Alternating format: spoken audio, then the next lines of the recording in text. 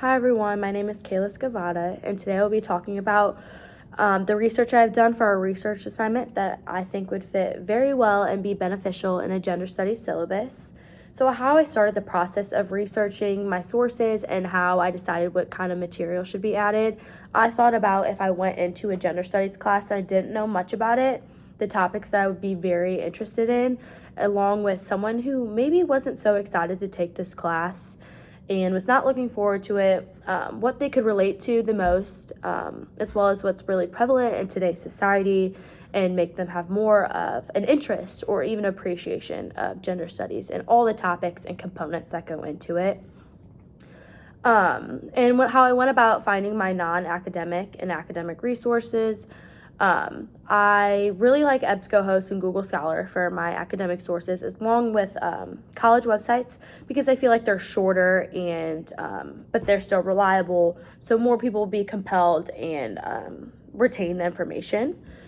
And for my non-academic sources, I really like TED Talks because they're relatable and they're easy to watch and still be engaged and entertaining. So, what I started with is Gender in Sports.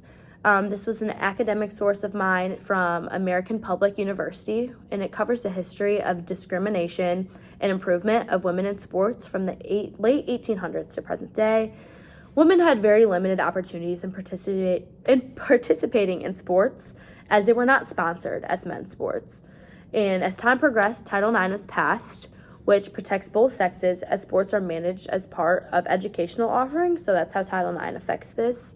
And there has been a tremendous growth to improve female athletics and opportunities, but there's still a lot of improvements to be made, as there's still a gender pay gap.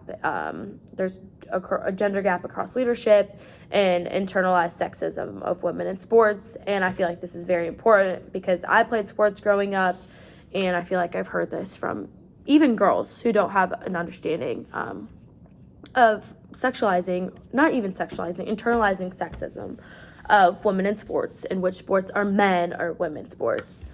Next, I have Gender in the Media, which is non-academic, and this is really focused on women in the media. But this was a short TED Talk by Isabel Mierson, who talks about how girls and women of all ages are constantly being fed like negative outlooks on life throughout all forms of media through women. She explains and shows images of how women are constantly depicted sexually in advertisements, and harmful, unrealistic, and sexual depictions of women in the media, and it will continue to normalize gender stereotypes and negative expectations of how women should look, act, and portray themselves. I feel like this needs to be a big topic itself because it will continue to be normalized in generations, and it will continue to be like this.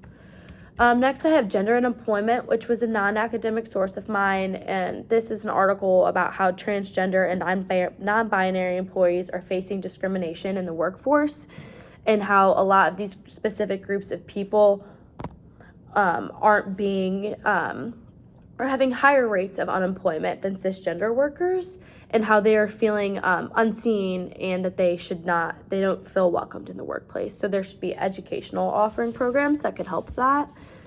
Next, I have Gender and Dance, and this was an academic source that was a scholarly journal that talks about how dance is for all people, no matter your gender or how you identify. That men and boys who dance are commonly discriminated against or seen as gay or feminine.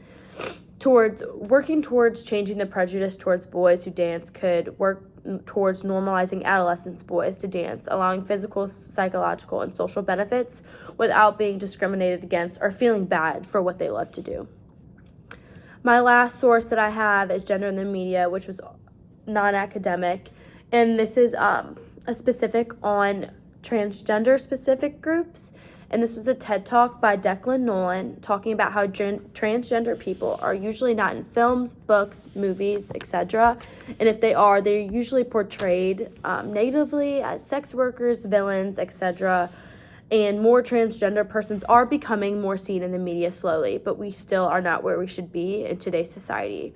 This matters because many transgenders feel as if they are silenced and not seen as humans, which is not okay and where we should be in today's world. So I hope this informs some of you, and I hope this would fit very well in the syllabus as I think. Thank you, guys.